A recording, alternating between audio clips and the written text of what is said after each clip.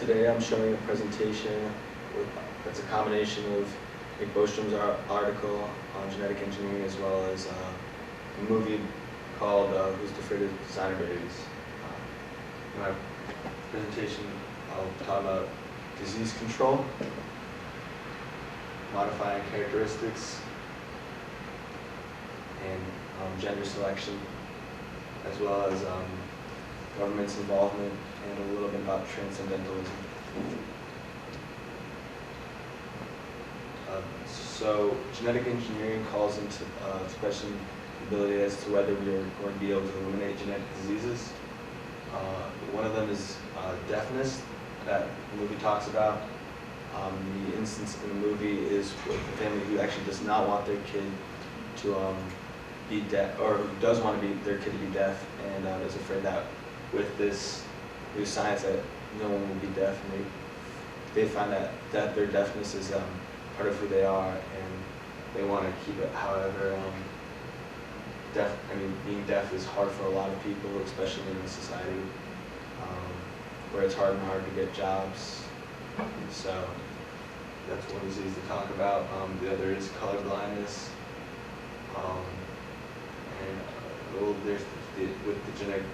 genetic engineering, people would no longer be colorblind, as well as more serious diseases such as cancer or heart conditions being eliminated.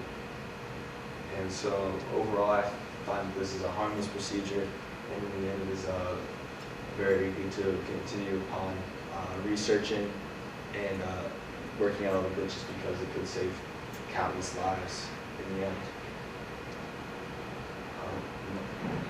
Next to modifying children, there are several ways that genetic engineering could modify children, such as eye color, whether you want your child to have blue or brown eyes, or green eyes rather, hair color,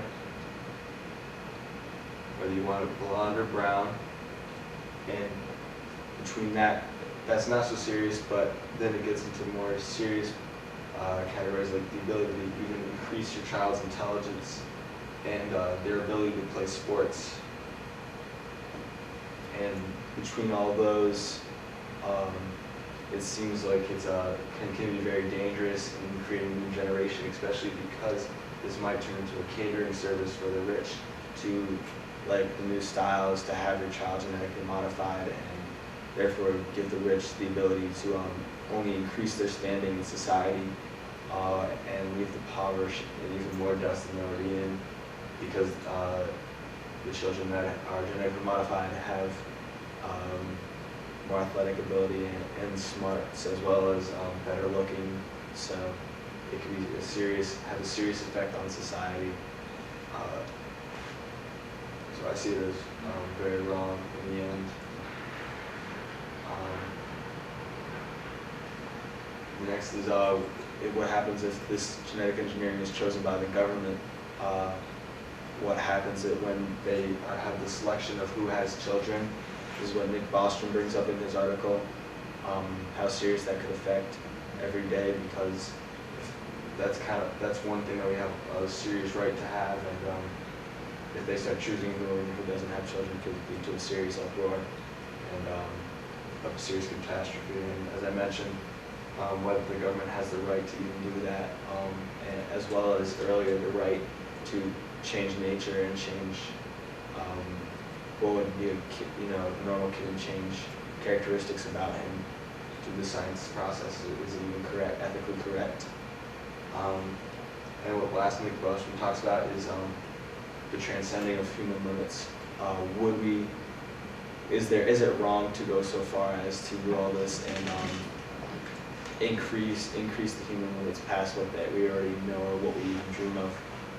Would that ever be wrong? And Nick Bostrom says no. However, I say yes, that it would be wrong to keep pushing human limits so far, because I don't think everybody would be able to keep up in that.